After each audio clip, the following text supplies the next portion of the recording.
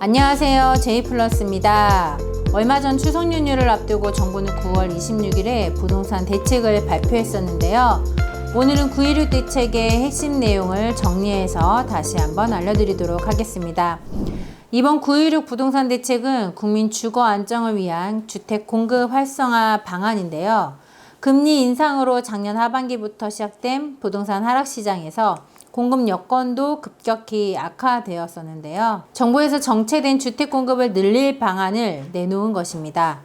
핵심은 공공이 주도하여 공급을 크게 늘리겠다는 것이고요. 이번 대책에서는 오피스텔 주택수 제외 등 비아파트 활성화 정책이나 세금 관련 정책은 포함되지 않았습니다. 정부가 왜 이런 대책을 내놓게 되었는지 구체적인 정책 내용은 무엇인지 살펴보겠습니다.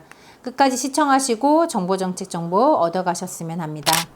먼저 이번 9.16 대책에 나온 배경부터 살펴보겠습니다. 앞서 말씀드린 것처럼 작년 하반기부터 주택 공급이 급격하게 위축되었었는데요. 금리 인상으로 인한 부동산 시장이 냉각되면서 민간 공급이 급격하게 위축된 것입니다. 일반적으로 부동산 상승기에는 건설사가 공급을 많이 하고 반대로 하락기에는 공급이 위축되는데요. 매수 심리가 얼어붙어 미분양이 예상되는 상황에서 공급을 줄이게 되는 것입니다. 특히 올해 들어 인허가와 착공 물량이 대폭 감소했는데요. 인허가와 착공은 중장기 주택 공급량을 결정짓는 매우 중요한 지표입니다. 보통 착공을 시작해서 완공이 되기까지 3년 정도 소요되니 2023년 올해 인허가와 착공 실적이 부족하면 2026년부터 2027년, 28년까지 공급량이 줄어들 수밖에 없는 것이죠. 구체적으로 살펴보면 인허가는 전년 대비 39%가 감소한 21만 3천 호이며 착공은 전년 대비 56%가 감소한 11만 4천 호입니다. 그리고 인허가 이후 착공까지 소요기간도 올해 평균 11.6개월로 21년 7.9개월에 비해 많이 늘어났는데요. 금리 인상으로 자금 조달 비용이 상승하고 원자재 가격 상승까지 더해져 주택 건설 사업성이 나빠지고 있어 인허가 물량이 착공으로 전환되지 못하는 것입니다. 올 상반기부터 많은 언론에서 이러한 인허가 착공 실적 부진에 대한 얘기가 있었고요. 정부에 대한 이런 대응으로 9.16 대책을 발표한 것입니다. 참고로 올해 상반기 강남, 송파, 성남, 광명 등 부동산 수도권 핵심 지역을 중심으로 부동산 시장이 본격 반등하면서 정부는 얼마 전 50년 만기 주담대 규제, 일반형 특례 보금자리론 중단 등 수요를 억제하는 부동산 대책을 내놓았었고요. 이번 공급 확대 대책은 이러한 수요 대책에 이어서 발표된 것입니다. 그럼 이번 9.16 대책의 핵심 내용은 무엇인지 살펴보겠습니다. 앞서 말씀드린 것처럼 핵심은 공공 공급을 늘리는 것입니다. 첫 번째로 3기 신도시 3만 호 확충입니다. 구체적으로 용적률, 자족용지, 녹지 비율 조정을 통해 공급량을 늘리겠다는 것입니다. 3기 신도시는 1기, 2기 신도시에 비해 자금 용지와 공원 녹지 비율이 높았었는데요. 이러한 녹지를 줄이고 용적률을 높여 주택 공급 물량을 늘리겠다는 것입니다. 물량이 늘어나면 분양가 인하 효과도 있을 것으로 보이고요. 다만 지구계획 변경이 필요하여 3기 신도시 속도는 지연될 것으로 보이기 때문에 감안해야 할 것으로 보여집니다. 두 번째로 신규 택지 지정입니다. 원래 내년 상반기 6만 5천 호 발표하기로 되어 있던 것을 올해 11월 8만 5천 호 후보지를 발표한다고 하네요.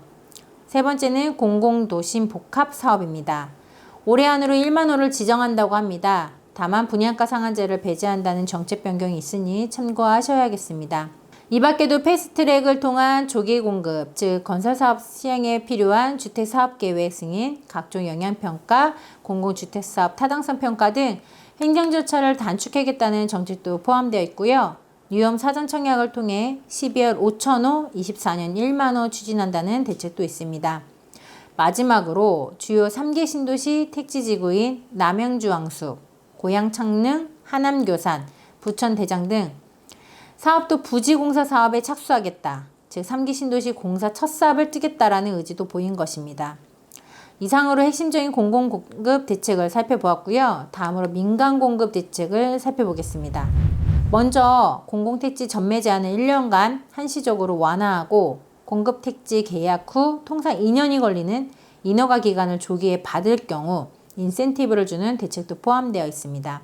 공사비증액에 따른 분쟁을 완화하기 위한 표준계약서 활성화, 외국인 건설 인력 쿼터 확대, 재건축 부담금 합리화, 실거주 의무 폐지, 1기 신도시 특별법 등 입법 의지도 포함되어 있습니다.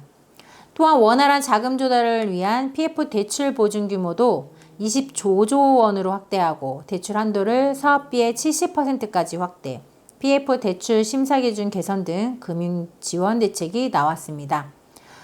한편 많은 분들의 관심이 있었던 비아파트 규제 개선은 도시형 생활주택 주차장 확보 기준 완화, 청약시 무주택 간주, 소형주택 기준 완화 등만 포함이 되었고 오피스텔 주택수 제외, 지방주택 취득세 완화, 양도세 완화 등의 대책은 이번 대책에는 포함되지 않았습니다. 정리해보면 이번 9.16 대책은 공공주도 공급을 확대하고 민간 공급을 활성화할 수 있는 여러 대책이 포함되었는데요. 비아파트 규제 개선 등의 대책이 제외돼서 다주택자보다는 3기 신도시 등 청약을 기다리는 무주택자에게 영향이 큰 정책으로 보여집니다. 오늘 소개해드리는 내용이 도움이 되셨다면 좋아요, 구독 눌러주시고요. 영상 끝까지 시청해주셔서 감사합니다. 제이플러스였습니다.